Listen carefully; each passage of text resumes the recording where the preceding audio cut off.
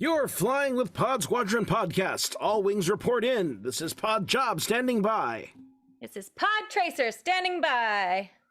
Children of a Lesser Pod standing by. All ships to attack formation. Mission objectives to talk about the Star Wars in movies, streaming, animation, books, themed experiences, and your art and inspiration from the galaxy far, far away. Today's flight plan includes the Book of Boba Fett Chapter 7, the season finale, and of course a roundup of what's coming next and our overall feelings about the show all around. And for all of you out there, all comm channels are open. Follow us on Twitter, Facebook, and Instagram. You can find us on YouTube, like and subscribe, and hit the bell icon so you know when we have new content. But first, I'll be your squad leader for today. I'm Andy Lowe, aka the Chinese Pirate, director, storyteller, puppeteer, performer, and fight choreographer. On my wing is Tracy. Hi, I'm Tracy, also known as Hot Nerd Girl, and y'all know the rest. And on my other wing is Jason. That's me. It's Jason. Sorry, yes. Nerd, toy collector, filmmaker. How you doing, guys? And joining us all the way back from the beginning is Mr. Benjamin Johnson is here. What? Unbelievable! The squad flew off without me. I'm still in the hangar wondering what's going on. I thought I'd get a call out. Thank you for the intro. And we are just one squad in the fleet. We're part of the Geekish Network that's here on YouTube and on Facebook. Follow the chat and join us there if you'd like to comment on things. S-foils to attack position. We're going in. Welcome back, Benja. Hey, man. Thanks for having me. For those of you who haven't been with us in a while, I just want to say I'm glad to be back.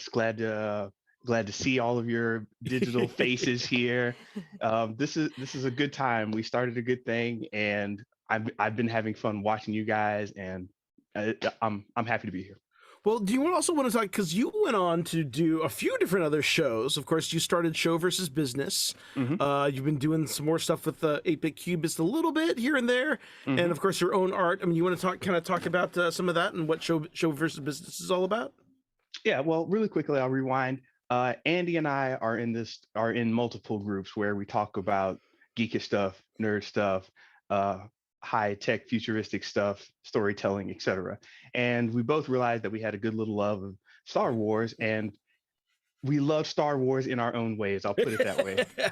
We were there for the great fan base wars of, what was that, 2017, mm-hmm. and our friendship survived through that. But yeah, it did. And, we had a good time with it, and we started Pod Squadron a year back.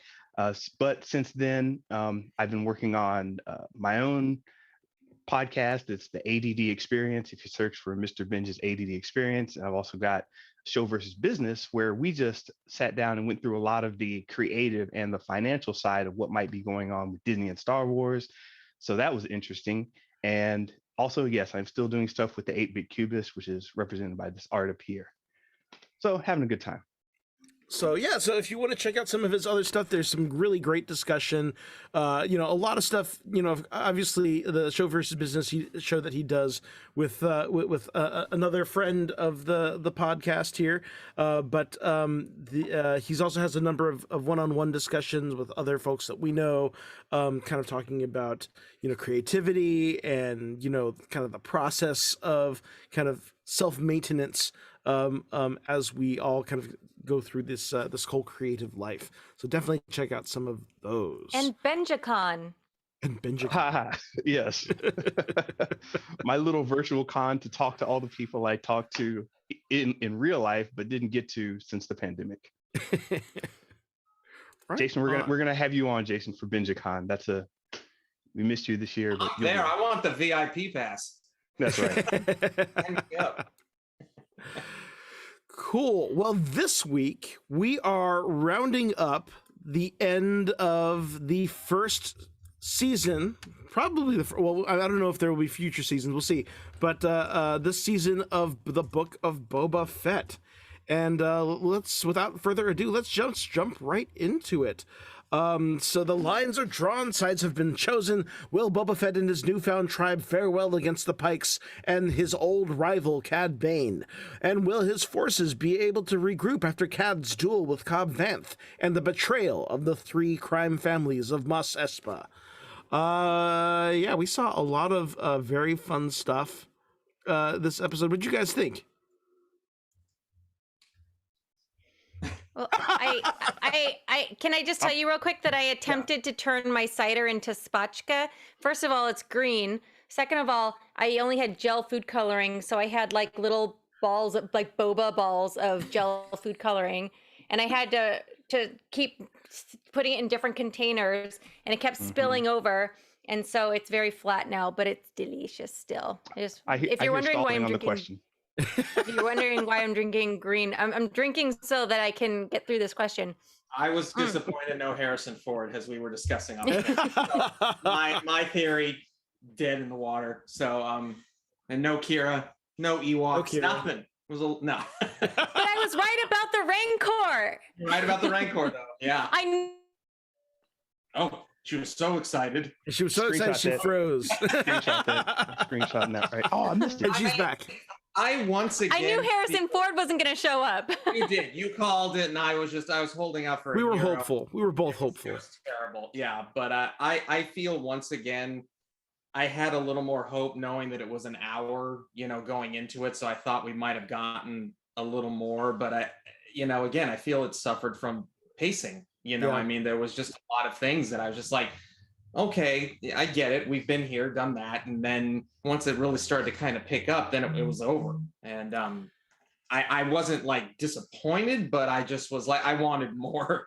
And at least we didn't get a flashback. So no more Bonka flashback. So, but I don't know. And yeah, I mean, it was fine. It was a satisfactory. Wait, there was a lot in there. There was a lot in there, but there also wasn't a lot in there. Okay. Really? So the whole episode, I felt like I was going, knee rockets, bird whistlers, back rocket, flying, Rancor. I feel they got rid of jumping ahead a smidge. I feel they got rid of Cad Bane like way too quick, but maybe he's not going. Oh, he's still alive. I mean, okay, yeah. Cad Bane, here's the thing. I liked how he went down. I thought it was fitting for this character, a fitting arc. Do I wish there is more for Cad Bane? I certainly do, and they certainly left themselves an opening. His blinking light, and he got shot in the head and has a head plate, and he survived. He's gonna survive this. Yeah, but he got stabbed in the lung. I mean, that's a pretty flesh wound. Does he even have a lung?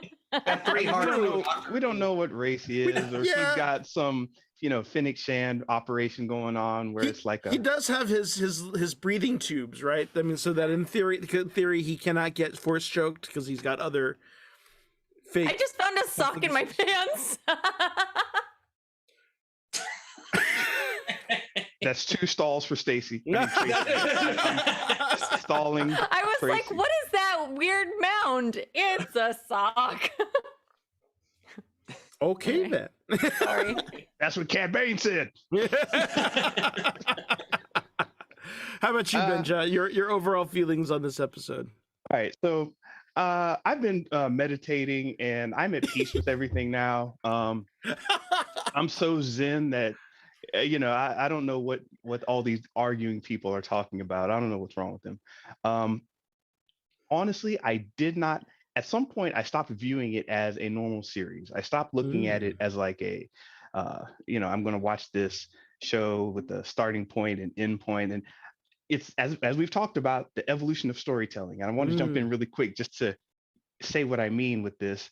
The streaming, the way it's done has been just to not so much tell a story, but to be an event that gets you interested in other things and tell the history at the same time. So there's this, hey, look into the future because this is going to happen. Also, hey, you remember this nostalgic stuff from the past? That's going to happen. And they mix it up in this weird thing where not a lot has to happen in the present. And Mm. it's this weird kind of way they're building stuff, at least for the Disney Plus series.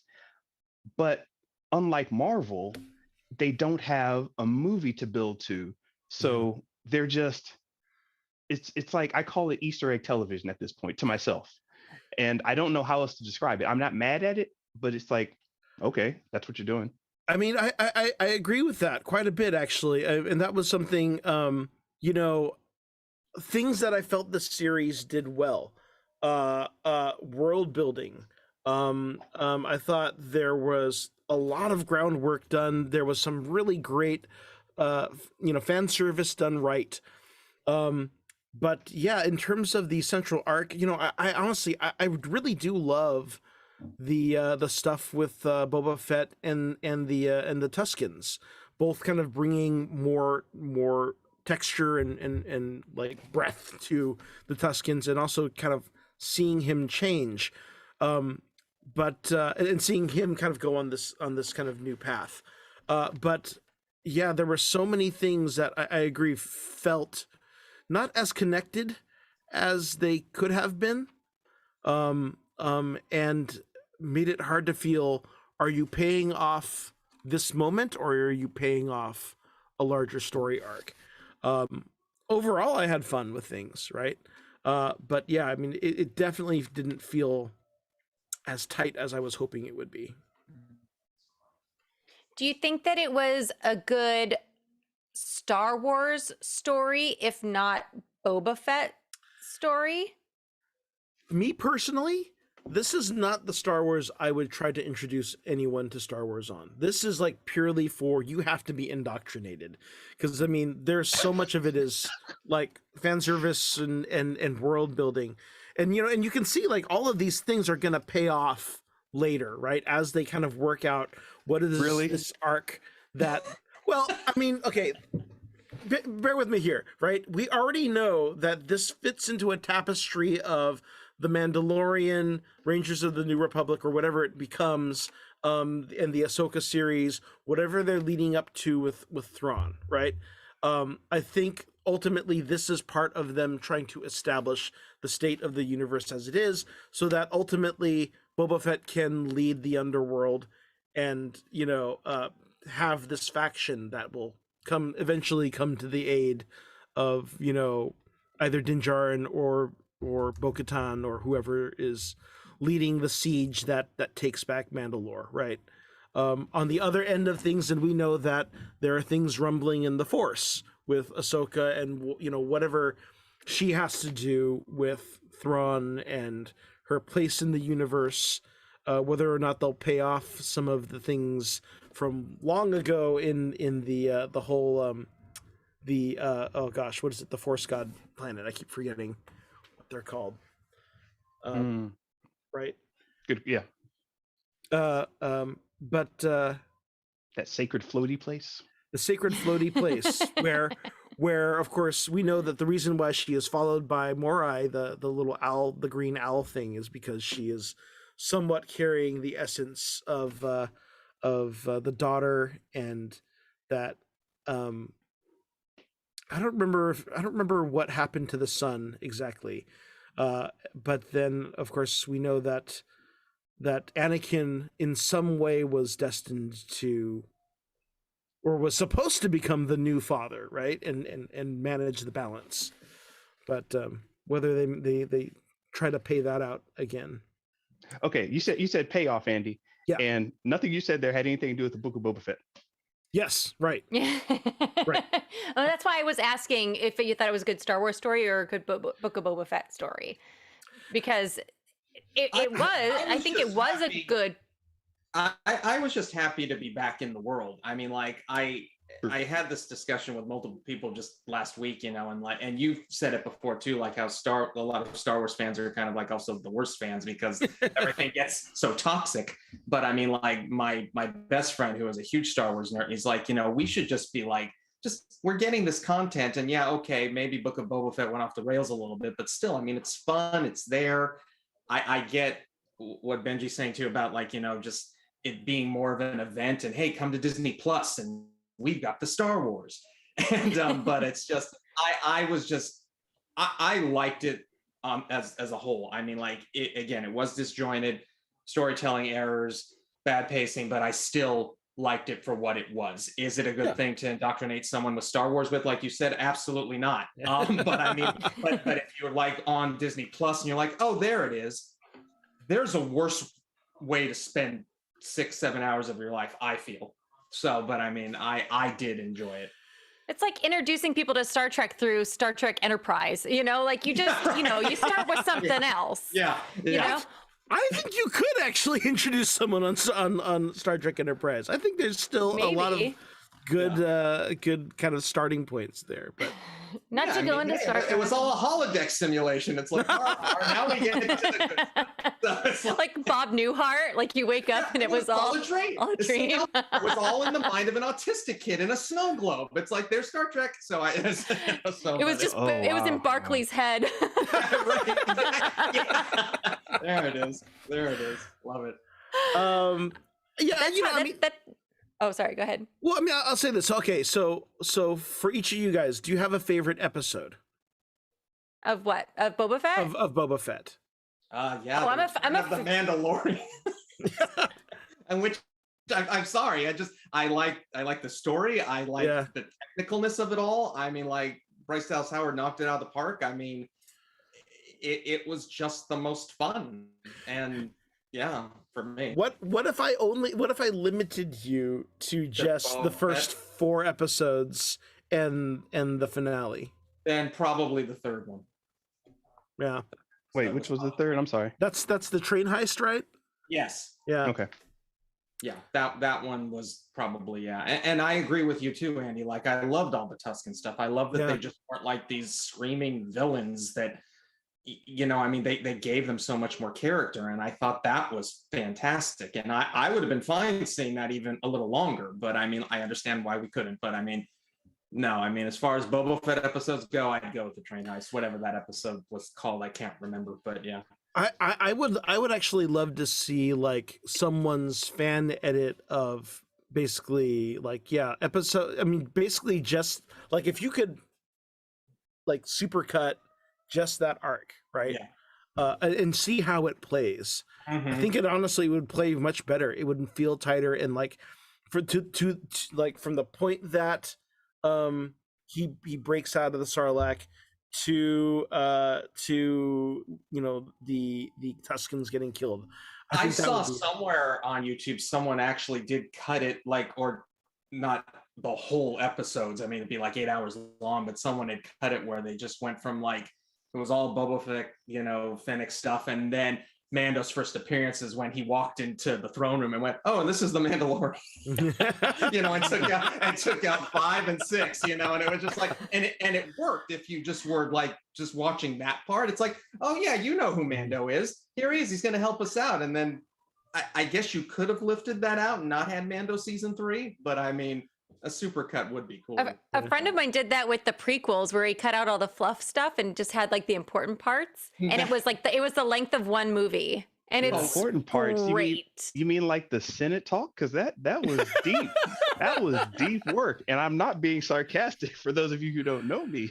Yeah, no, I mean, Benja was one of the people who like turned me around on a lot of that stuff. Was a prequel supercut of just all the stuff by the lake at Naboo? No, I'm sorry. None of that. None of the fireside boob heaving. None of that. None of the cow surfing. No talking about cinema. Sand. I don't know what people are talking about. Yeah, I'm so alone here. Force feeding her a pear, no pun intended.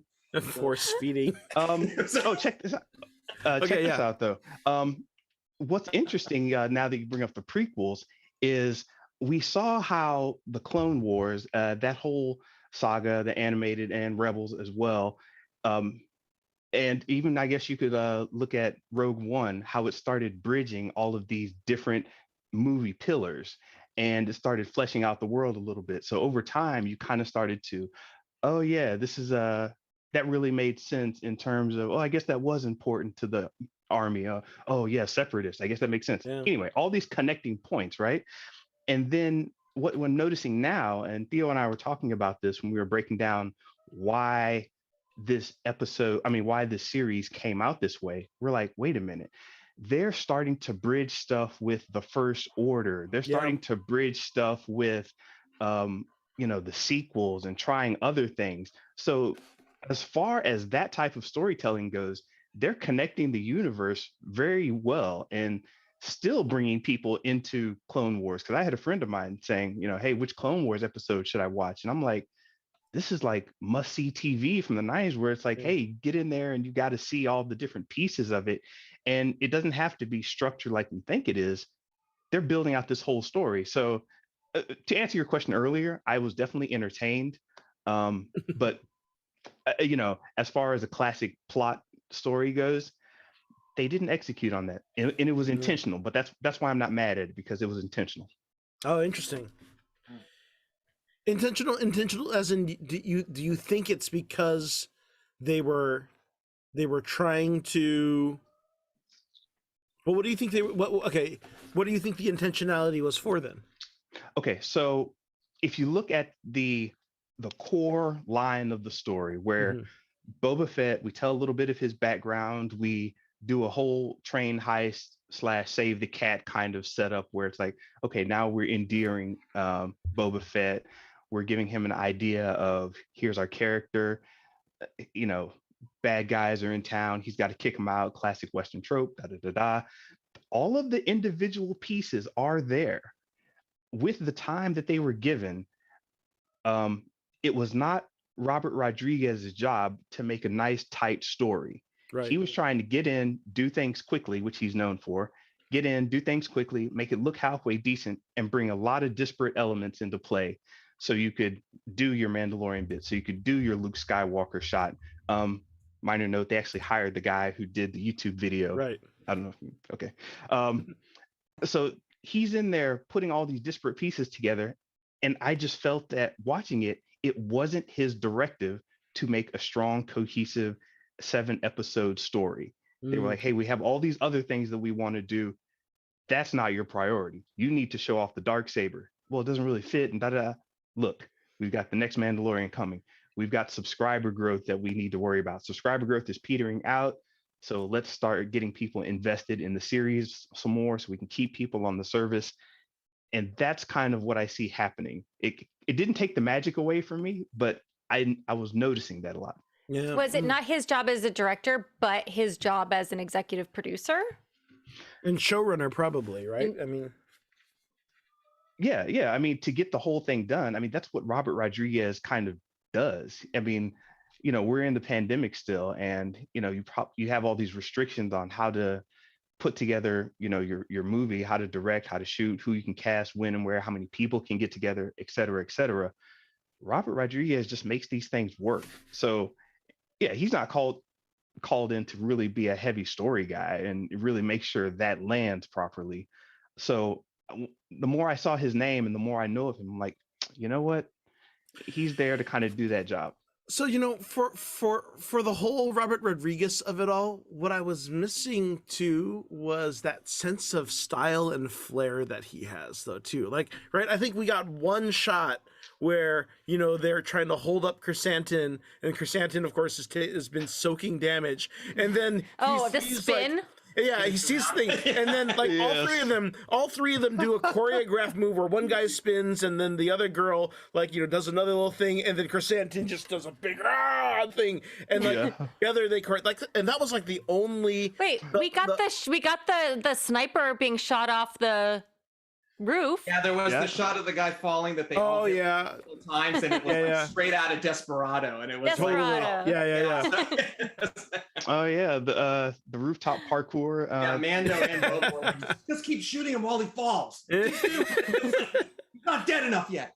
Actually, okay, that's worth bringing up too, right? I mean, kind of the MVP of Team Boba Fett, Fennec Shan, man, like straight up just goes full assassin and takes out the lead pike and the leader of the three families in the most Batman chokes all 4 esophaguses of the mayor. Fat Shand. I'll be honest, at that Fat point, Shand. Andy, that's where I thought maybe that was going to be Kira. Yeah. He's going to drop down from the roof and be like, "It's Nope. me, bitches." She said she was going after them. She just like saved Yeah. the mods on her way Yeah. to go after Yeah. them. Because remember, Exactly. she's like, Right. it's worth a shot. Like literally a shot. Yep. I also did like it's like tiny little thing, but it's like how that kind of paid off to, okay, you just inspired the lead mod girl to like, oh, okay, I want to be a sniper too. Can I go be sniper? You know? Maybe she'll be a mentor to her. Yeah. Or she'll start a finishing school because manners. I like it. Maybe the two of them will get their own series.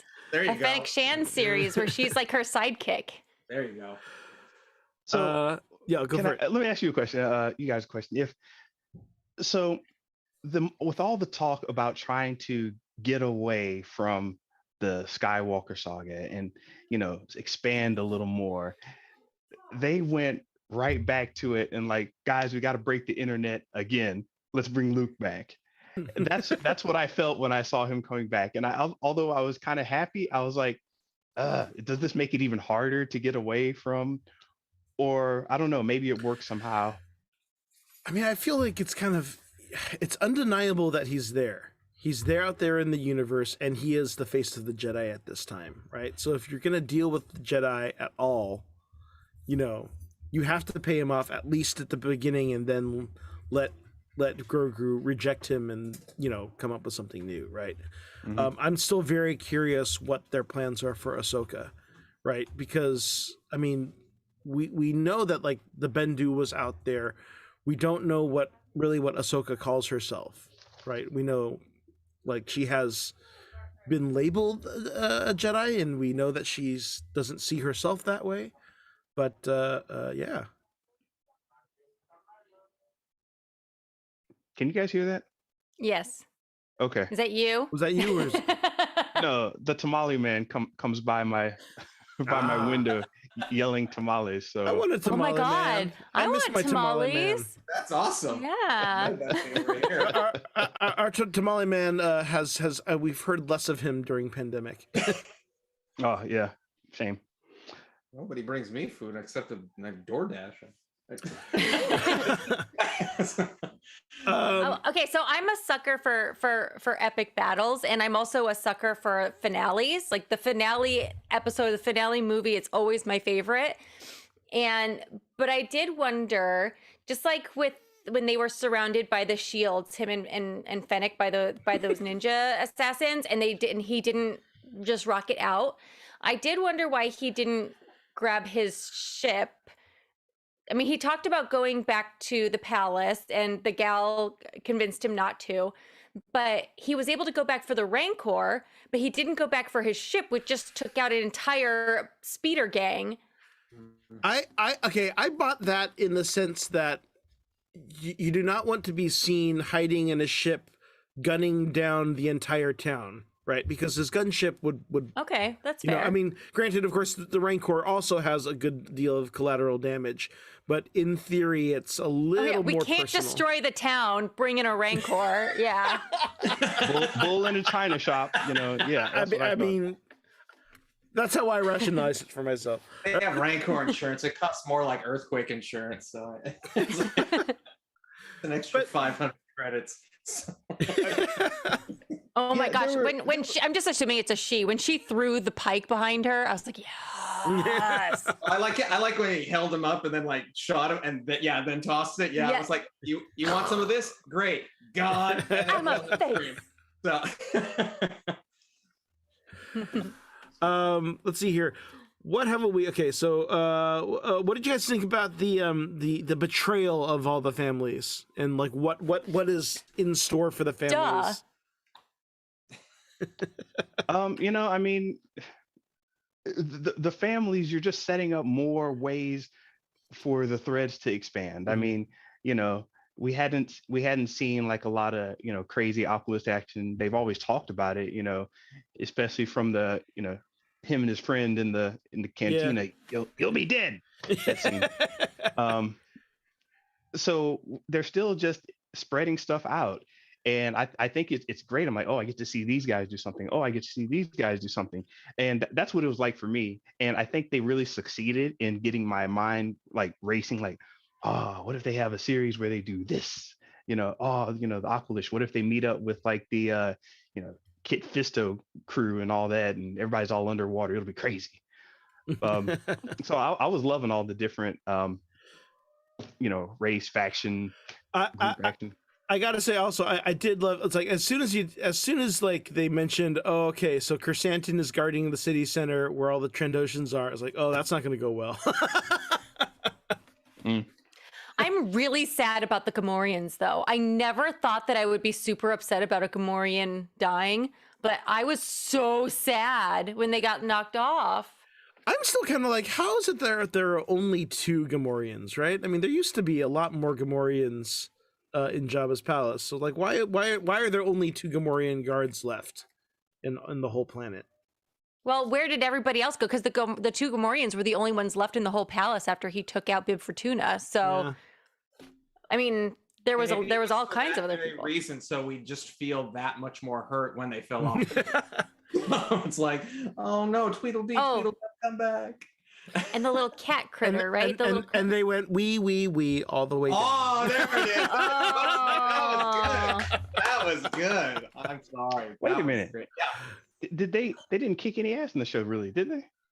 Yeah, they did during the Shield, the ninja assassin scene. Okay, that's right. And the fight where Black Chrysanthemum came into the palace, they fought there too. The 2 of them fought Chrysanthemum. Yeah. Who now goes by Santos? What? Do you notice that? They were calling him Santos? They called him Santo, Or Santo, yeah. Santo for short. Santos, the fresh maker. That guy is just that guy. I love that guy. I mean, that guy did so much emoting just through his eyeballs. He was so good. Big ass eyeballs too.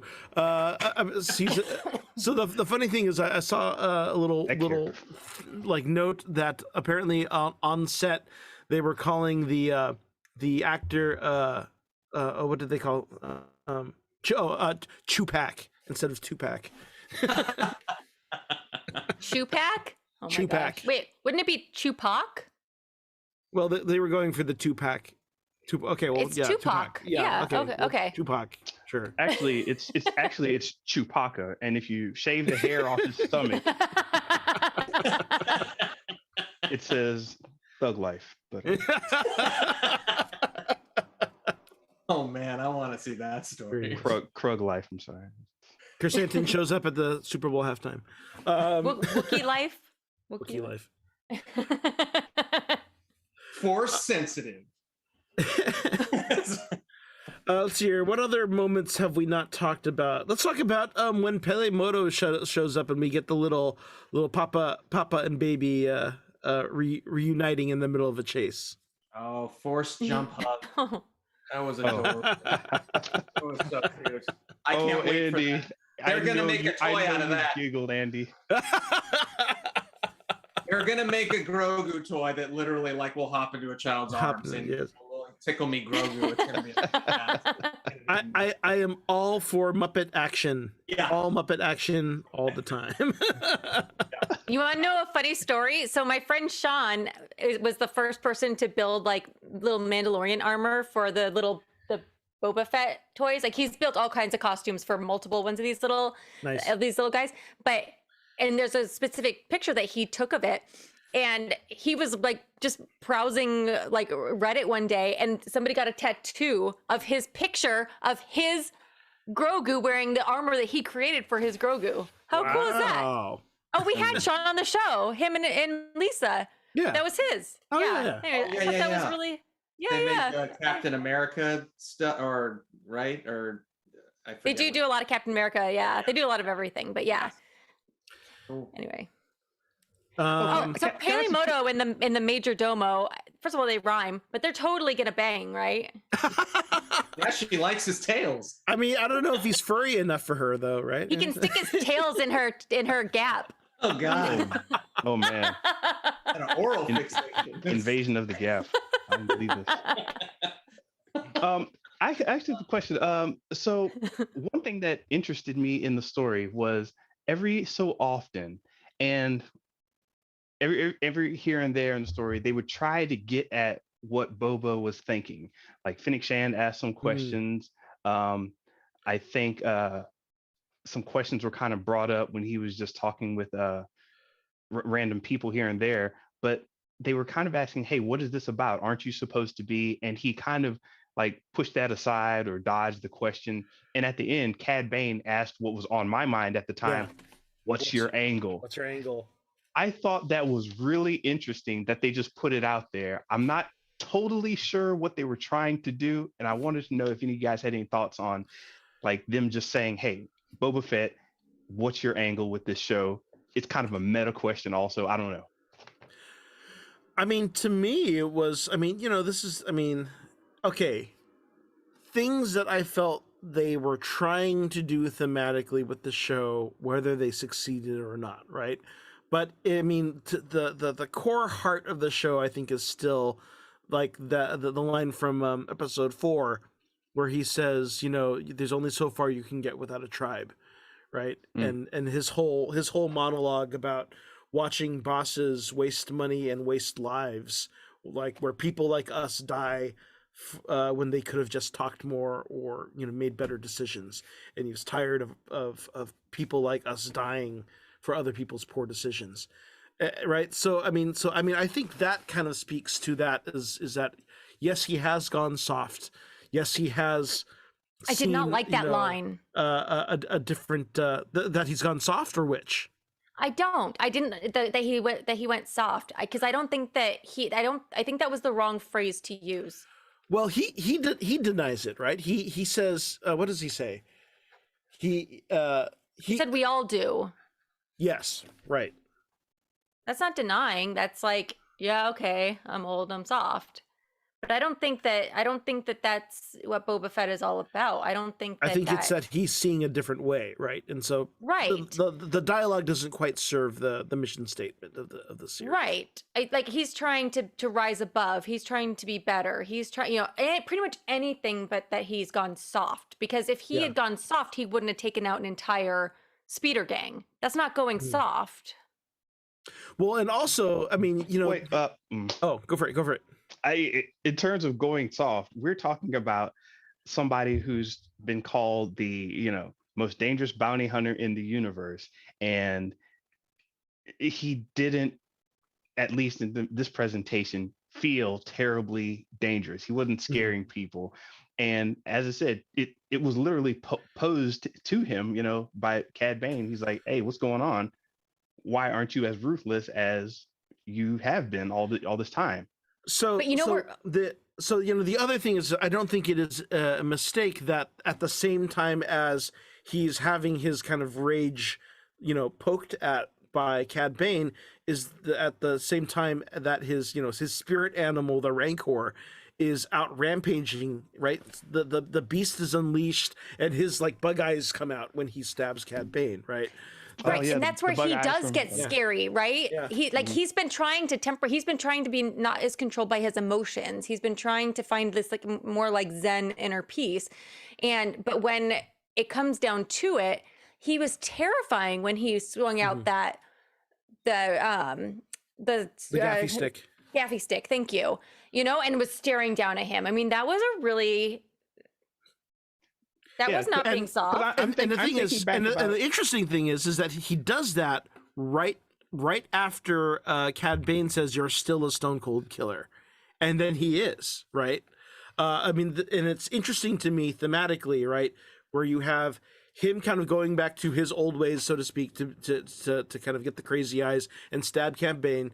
Then we also watch the Rancor kind of go completely off the rails and out of control, and then that's followed by Fennec Shand just being straight up assassin and just offing 5 people and like nothing, right? It wasn't after the Stone Cold Killer though. And the very next line that we get, or the first line we get from Boba Fett after all of this, is, "We're not cut out for this," right? Which is him still questioning, have I really evolved? I think I see your point, Tracy, though. You're saying that he's like getting control of his life and how he goes about doing things, and that's his strength. Is that what you're getting at? It's like having a higher purpose. Yep. Okay. Right. And it wasn't after, I mean, they were still standing talking to each other when he was talking about the Stone Cold Killer part, because that's what he was talking about, the speeder gang. What was the final thing that got to him was the, this is my last lesson to you. Always look out for yourself. Right. Right. And something about that switched into him where he went out of bounty hunter mode and into I need to protect my tribe mode. And that was when he was able to switch from his black To that. Screenshot. to his gaffy stick. Had tried. Yeah. Man, I see your Boba. Mando had tried to use the dark saber, but Boba had not tried to use the gaffy stick up until that point. So Right. he had to mentally make that switch, and like it was like he was finding himself. Like he wants this higher purpose. He's been on this journey to finding this higher purpose, and in that moment he suddenly realized what his higher purpose was and how he needed to achieve it. And it wasn't that he was necessarily looking out for himself. What those words did was they clicked into him that he was looking out for all of these people, right? That he had kind of grown to think of as his tribe. Like, I'm not going to be able to save the whole universe, but I can save Tatooine. Yeah. I totally buy it. So really quick, we have Kevin in the chat saying that hey, he's 41 in the show, and you gotta all I'm saying, I hear you, Kevin, but I'm saying that if you're in Star Wars, the older you get, the deadlier you get. Everybody who gets old starts getting crazy and deadly. So Tracy, you're onto something. He's holding it. Holding it together. Hashtag jumping Yoda. Yes. Okay. We also have to talk about Grogu putting the Rancor to sleep and snuggling. When he curls up next to him. Yes. Now, I saw. How about that spin-off? Can we have a little animated, like 15-minute episode show of Grogu and the Rancor? Is it weird? Is it weird that moment made my ovaries explode? I saw a meme where some artist compared that to like a cartoon drawing of from Looney Tunes, the little black cat that would claw. Oh yeah. He did an artist rendering of that with Grogu going into the Rancor and making the little sad face with the glowy eye, and I was like, that's perfect. That's exactly what that moment is. That's going to be a gentle giant statue at Comic-Con somewhere. Totally. For you them to buy. I think we have to wrap up this conversation. Is there anything else you want to say about this episode, about the show overall? Things. Yeah. Okay, so at the end when him and Fennec are like walking down the street, like bowing to everybody, and the Boba Fett theme starts playing, but it the Ren Fair version. Well, so it made me think of the Inner Light. More Star Trek. Flute. Yeah. Anyway, and then we can't not talk about the Back to Tank with Cobb Vanth in it. The little end credit scene. I mean, obviously, and he wasn't dead. And Thunderbolt waiting in the wings to RoboCop him, right? Yeah. Thundercat. RoboCop. This show, I'm trying to keep my zen, man, but this show had Boba Fett, you had this, black Kit Kat taking him out of the bathtub and throwing him on the floor, and then the Switchblade mob comes in and saves him. Really power levels all over the place, just stuff with structure. So I don't believe it. I'm still entertained, but that happened. I'm with you guys that any Star Wars I can get is good Star Wars, and I tend to be one of those people that loves everything. Like, just give it to me, give it all to me. But I will say that there's things that I will go back and watch again and again, and there's things where I'm like, I'm glad I watched that once, and then I probably won't go back and watch it. And I will say that, like, all the animated series and Book of Boba Fett are kind of those two things for me where I probably won't go back and watch it repeatedly, whereas I'll go back and watch the first 2 seasons of Mandalorian. I think, I mean, honestly, I think I will go back and rewatch like some of the stuff specifically with the Tuskens. Episode 5 and okay. Yeah, episode 5. I'll probably go back and watch those too. But it's like, more focused on some of those story elements. But I'm gonna come back and watch this because all hail the Filoniverse. yeah, fair enough. Great. All right, it is 7:20. Well, so the next thing that we have up, right, as they have announced that Obi-Wan is going to make its debut May 25th, which I know some people are like, that's kind of a weird time. Why not just do it May May the 4th? And of course, May the 25th is It's the pretty original auspicious. premiere It's date. the original premiere date. Yeah. So that's pretty cool. And Pac-Man approves. No. For a second, I thought that was Miss Minutes because you're kind of far away. Well, because that meme just went around how, because the moon is getting covered partially by the cloud. So everyone's like, oh, great, Pac-Man. Oh. So it's like, right, the Pac. Yeah. So that became a joke. And I was like, I have to put that picture up tonight. Let's expand Pac-Man the will- universe and stay on Tatooine. Yeah. a lot of pellets Well, to eat on. I mean, at the sounds of it, we might get less of Tatooine in the Obi-Wan show than we did for Boba Fett, ironically. We still know so little about the show, but there's still talk of what stuff they're doing with the what are they called? Oh God, I'm blanking on. I can't talk. The bad guys, the freaking the First Order? Sith? no Darth Plagueis. I just like saying that. the brothers and the sisters and the things. What the hell are they called? Oh, the Hutts? Darth and No, the Jabbas? like the sixth brother and the second sister the Night Sisters. And no, not the Night Sisters. The The Witches of Jesus Dathomir? Christ. No,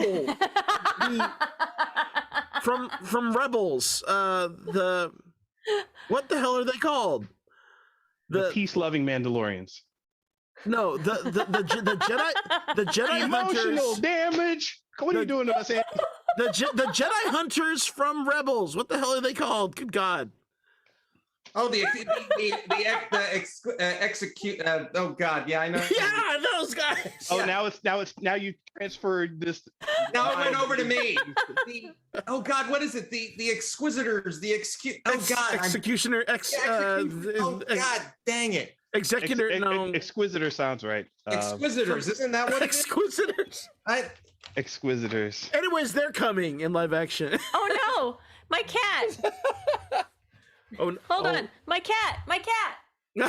And then Tracy was gone forever. Tracy, that's another screenshot moment. Inquisitors. Oh God, yes, Inquisitors. Is it the Inquisitors? Okay, I was close. Oh, Okay. right. I was saying X. So there's talk of that Sun Kang is playing an Inquisitor, as well as some of the other actors that we're finally seeing a second sister potentially, which has been much talked about in the comics, but fully realized here. I want to see those silly space whales, which I actually like. I shouldn't say silly. Those nice hyperspace space whales. Yeah. Shoot off into some galaxy way past the rim, and all of a sudden you just have this whole new Star Wars saga, and no one's talking about it. And the whole thing is, hey, maybe we can get back to real life. Maybe somebody finds them out there. I don't know. But I'm just wondering, are they going to expand this universe, or are they just still going to keep swirling around with these series? I'm with you on that, and actually, I'm going to take that a step further, right? Because the space whales are there, and we know that Thrawn is in play in some way. I want to see the Chiss Ascendancy as like a villain force, Sure. right? Well, Which we didn't they just cast what was it, Ray Stevenson? They said he's gonna in Ahsoka. They say he's going to play an admiral. right. They didn't say it was Thrawn, but I mean, like now there's all this speculation. Is it, or is he somewhere? So I mean, who knows? Well, the character that he voiced from Rebels was a Mandalorian called Gar Saxon, I think. Yeah. Gar Saxon is dead at this point in the timeline, so it's probably not him unless they're doing flashbacks. Got it. Yeah, I mean, he could be just another. He could be Thrawn's lieutenant. What is his name? Paleon? Peloton. Peloton? No. Or, yeah. No, Peloton. that's not it. Peloton. So yeah, this is all going to be very interesting. I'm actually excited for the rumor mill and seeing what's going to happen. They've still got a movie to produce at some point. If they give up on movies, then someone needs to just go punch Chapek in the mouth, because that'd be insane. But right now, can I jump forward to the upcoming shows Sure. really quickly? We've still got Obi-Wan, which we talked about, Bad Batch Season 2, Andor series, Mandalorian Season 3, Book of Boba Fett Season 2, more.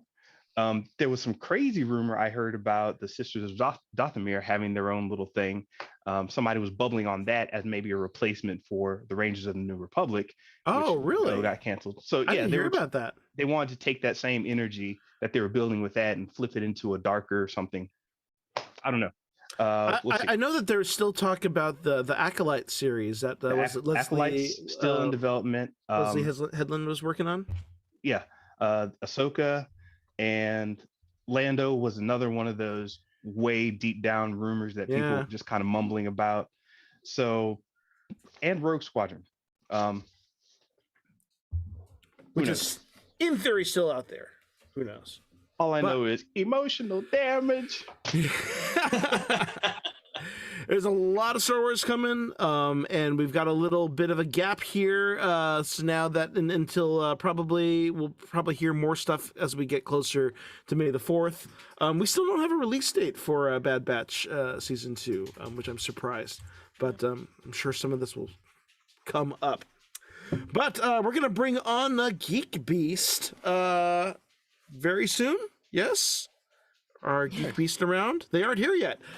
So until they get here, they're probably watching Easter egg videos from the show. That's nothing what the show was. Just a new rock stars to try to get some screen crush.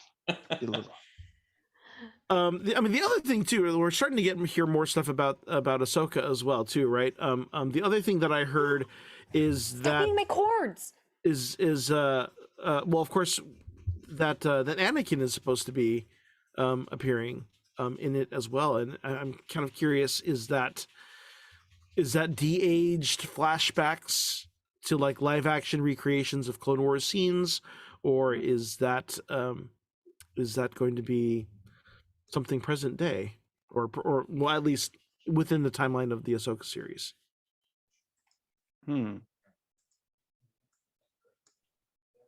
I think they got Christensen on the payroll again now. They're just gonna, they're gonna move him from set to set, and they're gonna be like, "We'll figure it out in post." Yeah, but do you know what is unfortunate? Actually, I feel like no one ever mentions James Earl Jones anymore. What? You notice that?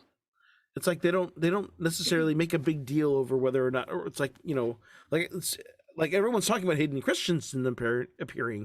But are they getting James Earl Jones to voice Vader? I would think they would have to, because he is playing Vader, correct? I mean maybe that's going to be a surprise. Yeah. Yeah. They better get. He's also in his 90s. I know, that's true. Is he still working? Really? Wow. Yeah. That's amazing. Emotional damage. Oh.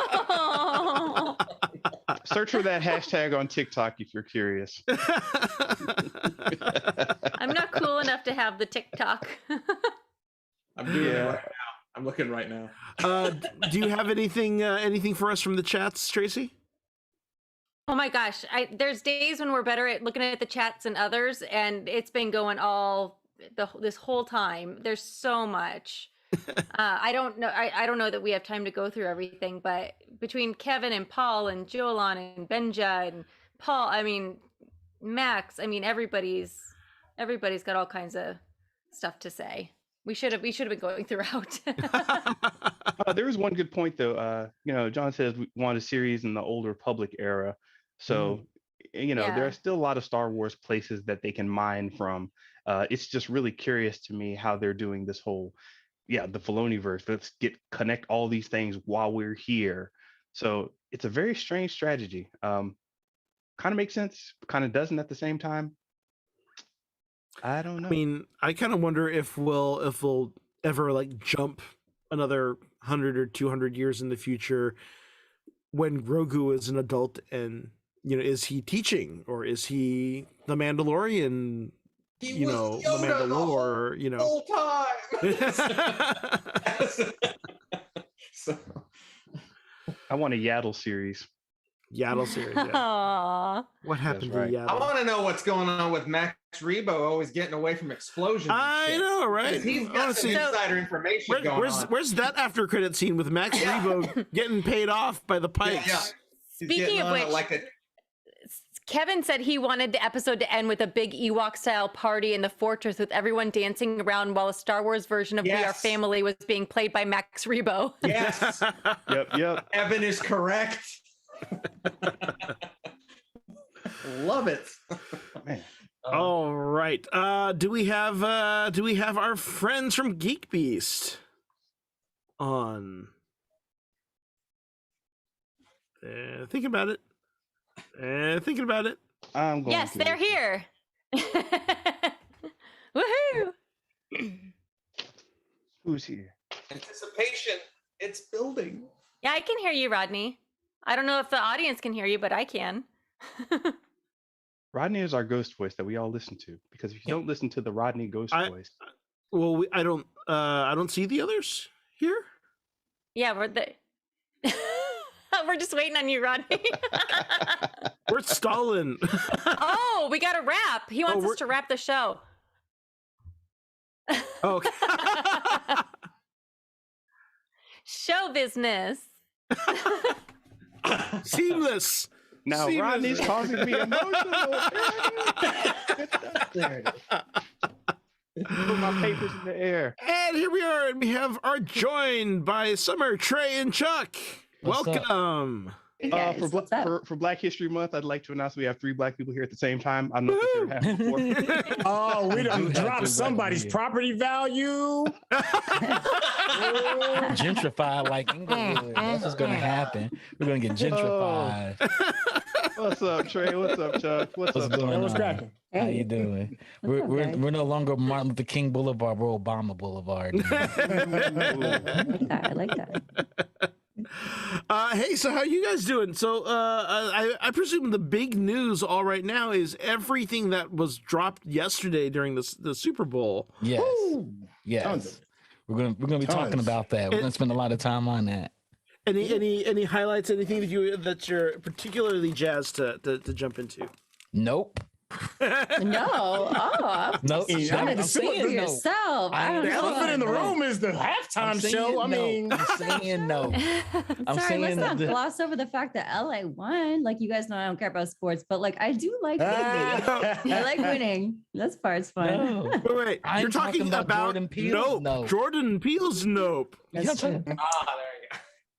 Jordan Peele's no. yeah. Really good. Let's put Yo, it nope. Yeah. Look, a lot of folks are scratching their head on nope. They're like, I don't get it. I'm like, you're not supposed to. I It's think Black he's gonna bring Scott, all his baby. universes He's not gonna together. give it to you up front. You gotta This- go. Get your butt in the seat. This is what I hope comes from Nope, right? He brings in all his movies, Mhm. and then he brings his show he did with Michael Key, and he brings in Twilight Zone all in one profit. Mm. The Jordan Peele Cinematic Universe. Oh The my Jordan God. Peele There you go. Cinematic Yeah. Universe. That's the rumor. The rumor is that it Yeah. could possibly be that. There's a Yeah. small rumor about The that. Jordan Peele Really hope. Cinematic Universe. I'm intrigued. I'm intrigued how Does- that could work. Does everybody in the universe have a double that lives underground? They should. Everybody has a double. No. So, Mine would be so much better than me, and I'd be really pissed off. so Get Out. Could you imagine the whole entire family from Get Out? Their doubles Get Out. What are their doubles like? Oh. Mm. Yeah. You know, It's all fun again until the doubles of Keanu come out. That's the Oh, no. project we don't really talk about. is We're Keanu. done. Nobody We're all really done talks for. about Keanu. we do want to see that the cat and the cat's Yeah. doubles. Us was just a commercial to stay as far away from Santa Cruz as possible. So I mean, living like a half hour from there, I'm like, oh, okay, I guess I won't go to the boardwalk anymore. I don't want to get attacked by my doppelganger. So Right. We're going to talk about probably the Lord of the Rings, of course. We've been talking about it a lot lately. You know how Black dwarves, baby! Woo! We made it! Black dwarves, black Finally. trolls, It's and black ogres. dwarves, baby! I don't know. Not I don't think shows that's over. really realistic. Oh yeah, the gatekeeping went in full effect. Yo, I went on Twitter. As soon as I saw that, I went on Twitter, boy. It was some people that were. Oh no. Yes, yeah. And let me be clear. I'm not even sure if the young lady is black. She is of color. She's a woman of color. I'll just leave it at that. But I'm surprised it would be such of a shock because they released all those still pictures of all the hands, and there was black hands in there, and like you can tell that there's going to be black people in this show. weren't There's they a more still pissed picture that of she her. didn't have a beard? Yes, that was the other one. They're like, "Where's her beard at?" Yeah. I'm just happy to be here. Yeah. She doesn't look like the made up characters I have in my mind. In the books, that the female dwarves do have beards, but they're Right. rarely seen. But Yeah. I didn't watch the Super Bowl, but I heard that there was the commercial that was just a QR code. Mhm. Yeah. Yes. Cryptocurrency. Yeah, crypto. It was It tracks Oh. the app. Oh, I saw a My meme da- of like my somebody daughter- trying to open their Quick, pull phone. out your QR code thing. I want to see what this is. It's probably something really cool. And she was like, it's goddamn cryptocurrency. And I was like, That's how they Yeah, get it's crypto. Then crypto.com. It's just a virus. it's just, Yeah. It's just like how Skynet what gets it out is. there. That's what Right. That, Now I that have to buy commercial was a new like a iPhone. minute and a half too. So I'm like, Yeah. that's For a while. $14 million. Yeah. Wow. Mhm. There was a lot. It would be of funny very if it was like expensive Mitchell's commercials. versus the Machines. Yeah, there were a lot of expensive commercials. They had the bowling commercial that was, I think was it was Yeah, all the goats. Budweiser. It had like every super athlete in history in that commercial. I was like, well, That time one out. was good. How much money is spent in this commercial? And it had Serena come in at the end and bowl. He and I was came in like, at the very end. I was like, oh yeah. it was like Yeah, all I'm the with greatest that. athletes. They're like, we're gonna have them all in one commercial. Let's put them all in one commercial. Bowling. Here's the real question: who watched the Puppy Bowl? Oh, Not nobody- I'm this the year, only but I one that have likes in the Puppy past Bowl? years. I watched it in past years. I don't have What? Animal Planet anymore. I don't have cable. Ah. I've never Yeah, even man, heard Snoop of Dogg this. and Martha Stewart hosting the Puppy Bowl. That's so cute. See, but okay, it's a puppy bowl, but there are kittens still involved. Like, is it puppies versus kittens? Then it's like, what is that deal? What is I that? feel like the more the merrier, right? Like, what's wrong with It's kittens? the cute factor. They can have baby seals in there for all I care. Just keep the cute up. Yep. Do the Yep. kid- Rodney said it right. Nickelodeon did have the the slime kittens like ball. the referees, or like, is there a cat fight? I don't know. I've never watched the Puppy Bowl. They put a bunch of toys in there, and whichever cute little animal grabs the toys and runs to the end zone wins. It's real simple. And all the Okay. puppies You are just up sit for there- adoption, you just get right? to sit there and go, "Aw." You know what we Yes. really want? You know what we really want? A whole fish competition. Call it the Poke Bowl. No. There it is. I'm And I'm hungry. Aw. And I'm hungry too. Again, emotional damn. Welcome. You're welcome. You're welcome. Channel, I'm stealing that one. Y'all welcome. I'm gonna watch the Multiverse of Madness trailer again while y'all do your The thing. Multiverse of Madness. What did y'all think? I mean, I know we're gonna deep dive into it because there was It's in our lineup. some We're pretty talking big about things that were kind of like exposed. There was a voice that everybody recognized. Yeah. It's a big- Mhm, yeah. Sound like it. There's also we saw some robot drones that looked very familiar and not familiar all at once. Yeah, Yeah. that too. Interesting. Gosh, I guess I Maybe. should have watched the Super Bowl. Just for the The commercials Super Bowl. alone. Just one Just Super Bowl. YouTube. It's The all Illuminati was in full swing, baby. Woo, Harrison that's a- Ford's going to be in that's a big Multiverse. ass. of Madness.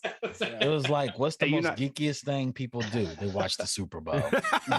So For the commercials. Fantasy yeah. football is Dungeons and Dragons for It jocks, is Dungeons right? and Dragons. Exactly. It is Dungeons and Dragons. I never heard it described that way. Yeah, the Okay. guy that actually Alright. designed modern fantasy football, he's a major Dungeons and Dragons. He was a DM. He was like one of the biggest DMs. Oh, that's a Okay, good factoid. so Paul, Oh, it is Paul exactly might what actually that is. remember this because Paul has been following me for forever and a day. But the first thing I ever posted that really made Hot Nerd Girl skyrocket was a meme about how how fantasy football was for Dungeons and Dragons and for jocks. is. And then that got me like 10,000 followers in like a day because it got shared by like George Takei and like all these people. Yeah. Oh my. Well, we've got a lot of scintillating conversation coming up on Geek Beast. You guys can stick around and check out their show as they talk about all of this and more. Thank you for joining us here tonight on the Geekish Network. We're going to be here on Monday. Oh, no, we're not going to be here next week. Actually, we're taking a week off before we kind of figure out what we're doing in this interim space before we have Obi-Wan to react to. So find us the next week. Please follow us the Geeks Network here on YouTube and Facebook. Subscribe to the channel. Thanks for joining us here on Monday nights. Check out the schedules for all the other great shows here throughout the week. And thanks on the flight deck to Rodney. We are the Pod Squadron. Please check out all of our content on podsquadron.com. Like and subscribe. Follow us on Twitter, Facebook, Instagram, and YouTube. And for podcast subscriptions, you can subscribe on Apple Podcasts, Spotify, Stitcher, or your favorite podcast app. I am the Chinese Pirate at Chinese Pirate _ on all platforms. I am Tracy, also known as Hot Nerd Girl, and tonight I'm peeing green. What? And I'm Jason. BeyondCover.net. And Benja, tell the people where they can find you. I am on most of your socials. MrBenja.com is where you can go and see my janky website. Leave comments on what I need to fix and just subject me to more emotional damage. And I love you all. And check out Show versus Business. It's a great show. I've been on there, and a few other folks have been on there. And all wings return to base. Course laid in and prepare to make the jump to light speed on my mark. And remember, the truths we cling to depend on your own point of view. Only the Sith deal in absolutes. Good night, everyone.